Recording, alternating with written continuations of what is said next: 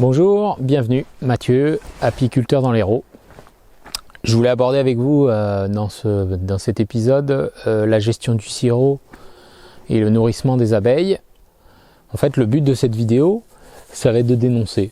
Puisque je pense qu'à un moment donné, il faut arrêter de faire n'importe quoi avec l'abeille. L'abeille, elle a besoin de se nourrir de miel et non de sirop. Ça, c'est vraiment important d'en prendre conscience. Alors, le sirop est utilisé pour quoi ? Pour simplement nourrir la colonie quand elle a pu à manger. Donc ça paraît cohérent. On va lui mettre un peu de sirop, 1 litre, 2 litres, 3 litres, 5 litres. Elle peut être utilisée aussi d'une autre manière, ça va être, on va diluer le sirop et on va l'amener en forme de stimulation. Et cette stimulation va permettre de booster la colonie pour avoir le maximum d'abeilles et qu'au moment de la floraison, en fait, les abeilles vont être disponibles et vont faire beaucoup plus de miel. Donc c'est une manière artificielle en fait de ne pas collaborer avec la nature et de contrôler, de maîtriser ces abeilles. Donc on n'accepte plus du tout les rythmes de la nature, on va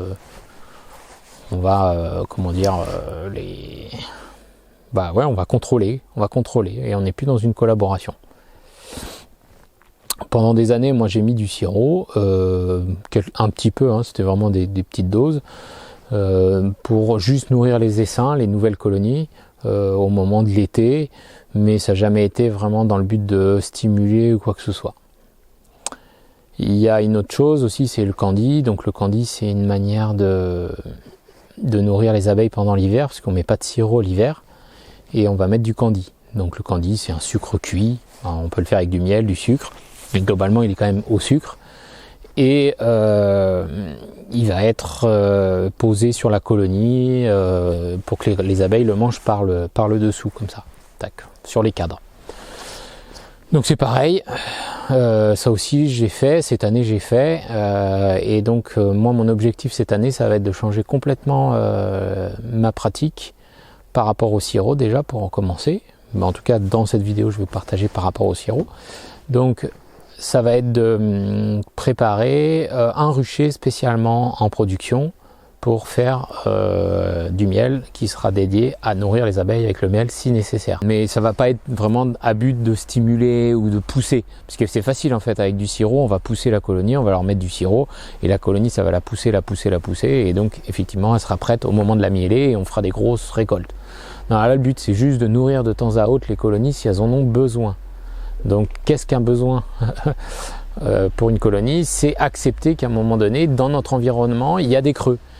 Et soit on vit avec ces creux et on accepte les rythmes, comme nous, des fois on a des creux, on a des moments où on est à fond et des moments où on est plus calme. Et bien là c'est pareil, c'est les colonies, c'est aussi accepter leur rythme. Et si on est trop dans des rythmes, on va prématurer la vitalité de l'abeille et l'affaiblir. Le sirop n'est pas la nourriture des abeilles. Il faut vraiment être conscient de ça. C'est pas la nourriture des abeilles. Comme le candy, c'est pas la nourriture des abeilles. Alors ça veut pas dire, attention, faites pas dire ce que j'ai pas dit, ça veut pas dire qu'il faut pas donner à manger à ces abeilles. Mais il faut juste donner ce qui leur revient de droit, c'est-à-dire du miel. C'est un échange collaboratif entre l'homme et l'abeille. C'est-à-dire l'homme prend soin des abeilles, les abeilles vont travailler et dans les meilleures dispositions en fonction de l'apiculteur. Et après, ça va être de leur rendre en partie si elles en ont besoin. Donc petit message ou gros message, je sais pas, aux apiculteurs qui ont du mal à vendre leur miel en ce moment, le point positif c'est que vous allez pouvoir nourrir vos ruches avec du miel cette année. Génial, ça c'est une bonne nouvelle. C'est une bonne nouvelle pour les abeilles, moins pour le portefeuille et les crédits et les engagements que vous avez pris financièrement. Ça c'est un piège de notre société, ça c'est indéniable. Voilà, c'est sûr que faire des crédits, obligé de produire pour rembourser et non pas pour travailler avec l'abeille qui est notre premier amour à la base. Donc je jette la pierre à personne, je jette la pierre peut-être au système à laquelle on adhère. Après, chacun adhère ou pas, ou s'en détache, libre à lui de choisir. Soit on collabore avec l'abeille, soit on collabore avec le système. Et ça, c'est les choix de chacun. Mais l'abeille, c'est un être vivant, donc c'est pas un objet qui permet de rembourser des crédits. J'ai encore moi quelques crédits, je suis pas exempt, mais dans 4 ans, dans 2 ans, j'ai fini tous mes crédits et c'est des petits crédits. C'est une erreur que j'ai faite, qui m'a poussé à produire, et j'ai envie de montrer cette année qu'on peut réussir à produire, même si j'ai des crédits, et même si je vais devoir nourrir peut-être certaines colonies avec un peu de miel cette année, qu'on peut s'en sortir. Mais effectivement, ça ampute sur mon chiffre d'affaires aussi. Donc bon. Mais bon, faut faire des choix aussi dans la vie. À un moment donné, voilà, chacun est face à ses choix. Concernant la météo actuelle, on est fin février. Moi, je suis dans le sud, dans l'Hérault. Les pruniers commencent, les amandiers finissent. Effectivement, ouais, ça pousse dur. Les colonies se développent bien. J'ai pas fait encore mon premier gros tour. J'ai ouvert quelques ruches vite fait quand il a fait 20 degrés, mais je veux pas me précipiter. Parce que la nature elle a un rythme, et si on commence à aller à contre les rythmes, ça va accentuer ce dérèglement pour moi. Aller à contre les rythmes de la nature, c'est participer au déséquilibre. Si la nature est faite d'une manière telle, si 1 milliard, 2 milliards, 7 milliards, 8 milliards, je ne sais plus combien on en est, j'ai arrêté de compter, on va à contre-rythme de la nature, c'est normal qu'elle se dérègle aussi petit à petit.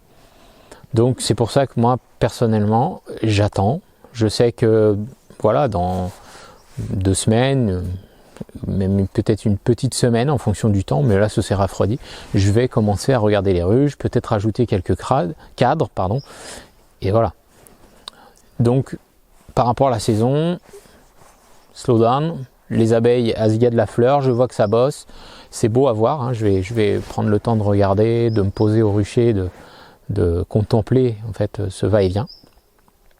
Et puis effectivement après, oui, j'ai 170 ruches, donc ça va pousser. Et dernier point que je voulais partager, c'est la vente du miel. Au lieu de vendre un miel en gros, parce que le prix du gros à peu près, il est à 7-8 euros, le kilo en fût de 300 kg. Et encore moins pour certains autres miels qui peuvent être à même 4 euros, 5 euros et compagnie. Pour moi, ça ne valorise pas du tout le travail de l'abeille, quoi. Donc, si vous voulez valoriser le travail de l'abeille, valorisez votre produit. C'est-à-dire, ne les vendez pas sur le marché du gros. Vendez en vente directe. Mais c'est sûr que quand on produit beaucoup, parce qu'on a fait beaucoup d'emprunts pour produire plus de volume, on est dans un cercle vicieux. Donc je comprends les apiculteurs qui se sont fait piéger, ou même les agriculteurs. Mais à un moment donné, il faut faire aussi des choix sur la valeur qu'on donne à ces produits, et pas vouloir mettre la barre trop haute, ce qui nous embarque dans une machine qui n'est plus du tout dans le respect de la nature et de la vie en fait. Donc voilà, c'était mon conseil par rapport aux ventes en gros du miel, c'est vendez en direct.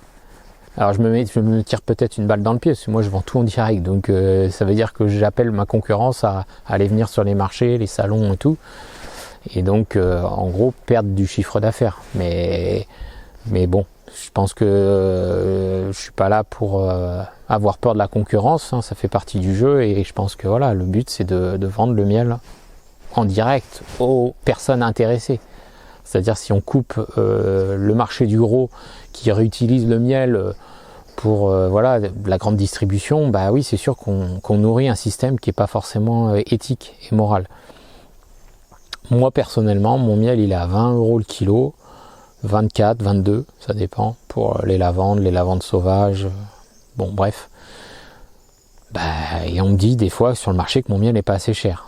Bon, moi j'ai fait ces choix-là pour que ce soit accessible aussi à tous. C'est-à-dire que j'ai des petits pots, j'ai des grands pots, et au moins chacun peut s'y retrouver.